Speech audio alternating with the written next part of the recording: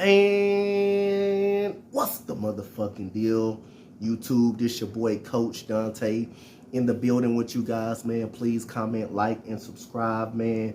Back at it again on the NFC South Division. We are on the second to last team in the NFC South Division. Right after this, we're going to go right into the Buccaneers and go right into the last division of the NFC. So far, I got Green Bay winning the NFC North. I got the Eagles winning the NFC East. I got the Minnesota Vikings a wild card at 11-6. For the AFC, I got the Colts winning the division. Nobody else making the playoffs in that division. I got the Buffalo Bills winning their division. I got the Cincinnati Bengals winning their division so far, and I got, like I said, I got the Las Vegas Raiders winning their division and making the play and making the winning their division, and I got the Chargers making a wild card. I got the Miami Dolphins making a wild card as well. And also, I think I got the Baltimore Ravens or someone making the playoffs, or somebody with a low win rate is gonna make the play. I got the Broncos, so I got the Broncos making the playoffs. So those are my three wild card teams: Broncos, Dolphins, and Chargers are the three wild card teams for the AFC. So far, I got the Minnesota Vikings as a wild card team. In the Dallas Cowboys. It depends on how the Saints do with their schedule right here, which I think they're going to be pretty solid. So the New Orleans Saints had Jameis Winston last year. They lost him. Everything all of a sudden turned around last year after they lost him. This defense is really, really fucking good. Demario Davis, who I had as a top 5 linebacker in the National Football League on my boy ECG channel. Y'all go check my boy ECG out. Y'all gonna see us do the defensive players and the top 5 linebackers, and I had Demario Davis as one of those linebackers that's a part of the top 5 right there. They got Tyrann Mathieu. They added him. He's a leader, Super Bowl champion back in New Orleans. He's there to shut down some tight ends over there. They got Marshawn Lattimore, a lockdown cornerback. They got C.J. Gardner-Johnson, and they also added Marcus Mays. That defense is going to be solid. That defense is always very, very good. They got a good defensive line led by Cameron Jordan. Davenport is pretty solid. I like their defensive line. I like their defense all around. Jameis Winston, if he can stay healthy, be consistent like he was last year. He has the wide receivers, Marquez Callaway, Chris Olave. Also, Michael Thomas is coming back as well. This team is going to be very good. Whatever happens to Alvin Kamara, I still think the New Orleans Saints have a good enough team, to give some people some trouble. So let's get, their draft. Trevor Penny, pretty solid on the offensive line.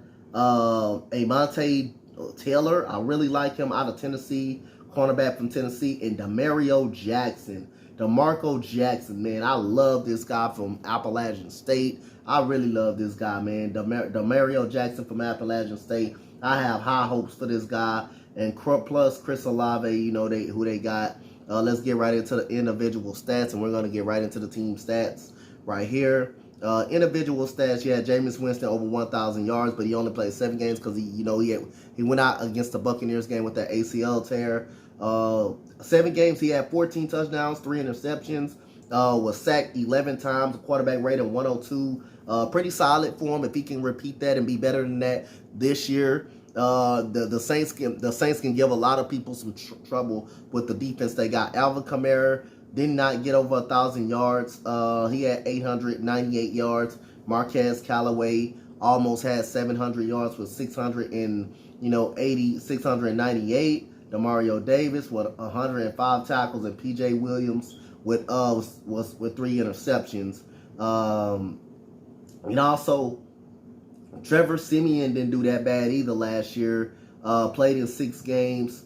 11 touchdowns, 3 interceptions, quarterback rating of 88, completion percentage of 57, and Jameis Winston completion percentage wasn't good either at 59. They got to definitely improve on their completion percentage. Alvin Kamara had 4 touchdowns, 13 games, 898 yards. Yeah, Taysom Hill, who's going to be more of a tight end, converted tight end this year. 12 games, 374 yards, 5 touchdowns for Taysom Hill.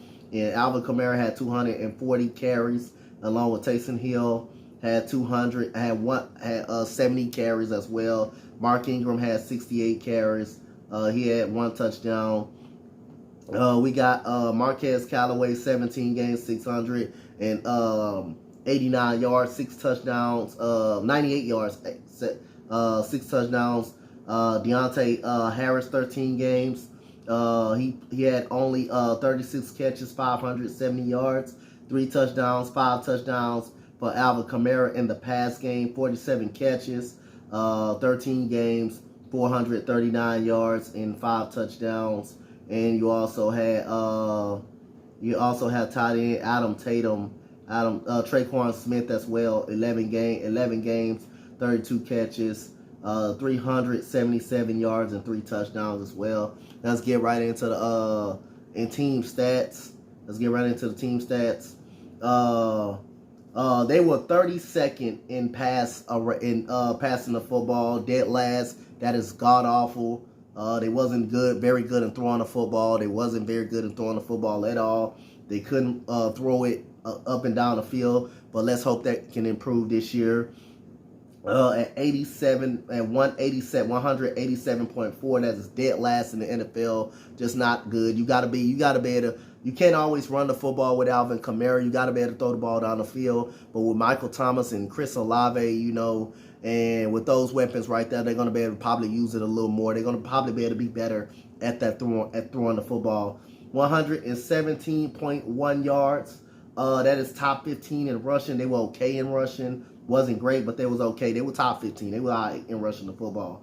21.4 points per game. 19th in the NFL. Not good. You got to put up points on the board. You just can't live by the defenses just being great. You got to put up points. But like I said, again, that goes because Jameis Winston was hurt. You had Trevor Siemian and Taysom Hill, who really couldn't push the football up the field. That's when they started struggling when Jameis Winston went out. But when Jameis Winston went out, that's when they actually really started struggling. So I can't, blame really. It's about the quarterback play. It's about the quarterback play.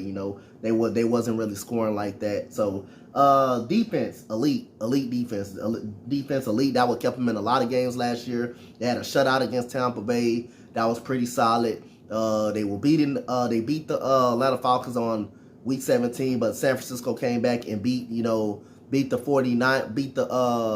LA Rams, Los Angeles Rams, which kept them from getting in the playoffs. So again, the Rams would have won that game, and New Orleans would have ended up in the playoffs instead. But that's here or there.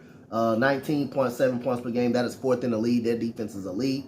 But if they can improve on the passing offense and pushing the ball up the field, they could be fine. I think they got the weapons to do it. And if Jameis Winston is better than what he was last year, I think they can be a dangerous team to even play against. So they open up week 1 in Atlanta. I think that's a win. I think they'll beat Atlanta. I believe that defense is going to give Marcus Mariota a hard time, and it's going to be hard for Marcus Mariota, man. That they run into a buzzsaw already, man. So that's a win right there. Tampa Bay, they always give Tampa Bay hell in the regular season, especially. I got them beating Tampa Bay. On week 2, so they're 2-0. Carolina, got them beat Carolina. Last year, Carolina shocked them on week 3 a little bit. They shocked them on week 1 a little bit. I believe that was week 1. I believe that week 2 when they played Carolina. Carolina shocked them. But again, I think they'll beat Carolina, so they're 3-0. They play against the Vikings. They could lose this game. It's a toss-up, but I got them beating the Vikings. 3-0. That's pretty much 4-0 I got. 5-0, Seattle Seahawks. They definitely a better team than Seattle. Bengals, I believe this is going to be their first loss right here. So they're 5-0. I believe the Bengals are going to be their first loss. That's 5-1. Cardinals, that's a loss right there. I think by D-Hop coming back, I think Cardinals are good enough to beat the Saints. that is 2-5-2. Now the Raiders, I think they can definitely beat the Raiders at home. I think they can beat the Raiders. I got them winning this game. They're 6-2. Baltimore, I got them winning 7-2. I got them winning against Baltimore. Pittsburgh, I got them losing this game. They're 7-3. Rams, I got a loss. That's 7-4. I think the Rams are just that damn good.